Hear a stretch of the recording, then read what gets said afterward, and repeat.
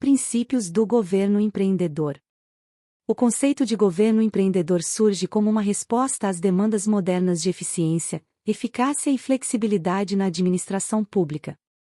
Ao adotar princípios de gestão que privilegiam a inovação, a descentralização e a orientação para resultados, o governo pode se transformar em um agente catalisador do desenvolvimento social e econômico.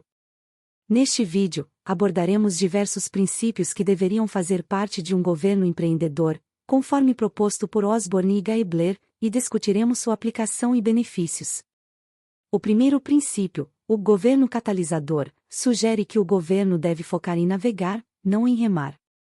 Em outras palavras, o governo deve atuar como regulador e indutor das atividades econômicas e sociais, ao invés de ser o executor direto de todos os serviços. Isso significa criar um ambiente propício para que outras entidades, como empresas privadas e organizações não governamentais, possam operar de maneira eficiente e inovadora. Por exemplo, ao invés de o governo construir e operar todas as escolas, ele pode estabelecer padrões e regulamentos, além de financiar e supervisionar instituições educacionais geridas por entidades privadas ou comunitárias. Outro princípio fundamental é que o governo é da comunidade. Este princípio preconiza a transferência de responsabilidades para as comunidades locais, uma vez que estas estão mais próximas dos problemas e têm maior flexibilidade para resolvê-los. Ao dar poder aos cidadãos, o governo incentiva a participação ativa e a criação de soluções mais adaptadas às necessidades locais.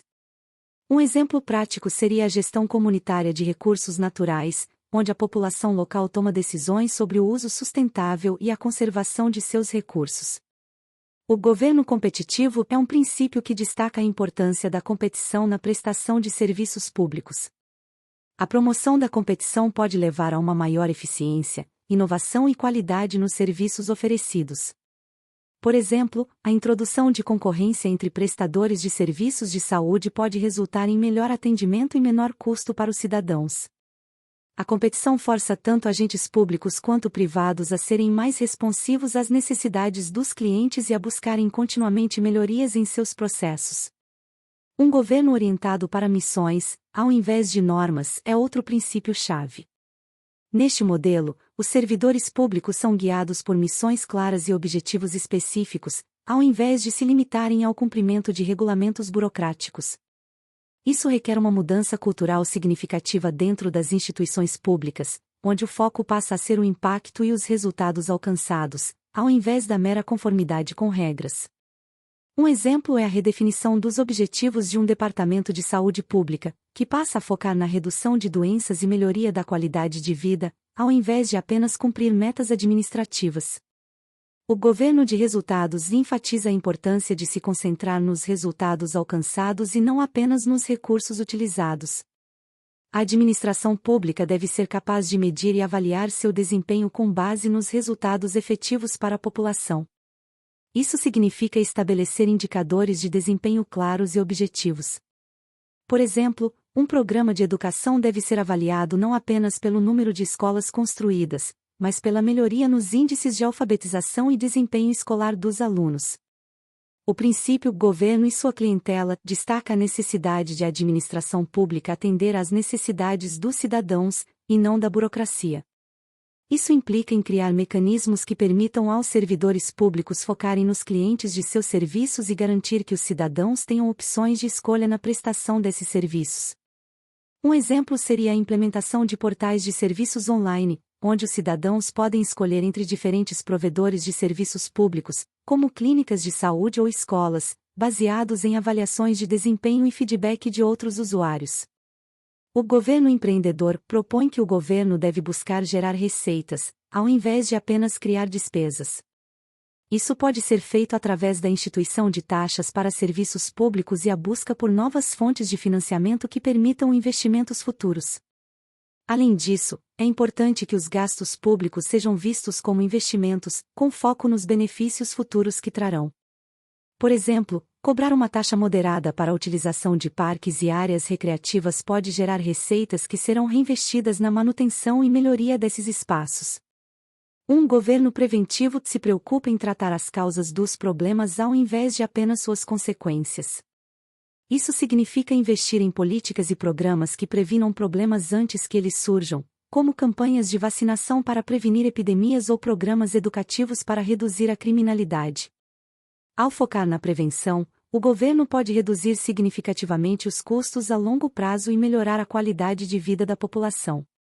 A descentralização do governo é outro princípio importante, que envolve a transferência de poderes e responsabilidades para os níveis mais baixos da hierarquia administrativa. Isso aumenta a flexibilidade e a eficiência, permitindo uma resposta mais rápida e adequada às necessidades locais. Por exemplo, descentralizar a gestão dos serviços de saneamento básico para governos locais pode resultar em soluções mais adaptadas às condições específicas de cada região. O princípio governo orientado para o mercado sugere que os governos devem buscar atuar através de mecanismos de mercado, criando incentivos para que a iniciativa privada resolva problemas sociais e econômicos. Isso pode incluir a concessão de subsídios ou a criação de parcerias público-privadas para desenvolver infraestrutura ou serviços públicos. Um exemplo seria a concessão de rodovias para empresas privadas, que em troca investem na manutenção e melhoria da infraestrutura viária. A aplicação desses princípios requer uma mudança significativa na cultura e nos processos da administração pública. É necessário capacitar os servidores públicos, desenvolver novas competências e adotar tecnologias que suportem essas novas abordagens. A resistência à mudança é um desafio comum, mas pode ser superada através de uma liderança forte e comprometida com os objetivos de modernização e melhoria contínua. Além disso, é fundamental envolver os cidadãos nesse processo de transformação, garantindo transparência e participação ativa na formulação e implementação de políticas públicas. Ferramentas como consultas públicas, fóruns comunitários e plataformas de participação digital podem ser utilizadas para captar a opinião dos cidadãos e garantir que suas necessidades e expectativas sejam consideradas. Em conclusão, os princípios de um governo empreendedor visam transformar a administração pública em uma entidade mais eficiente, orientada para resultados e focada nas necessidades dos cidadãos.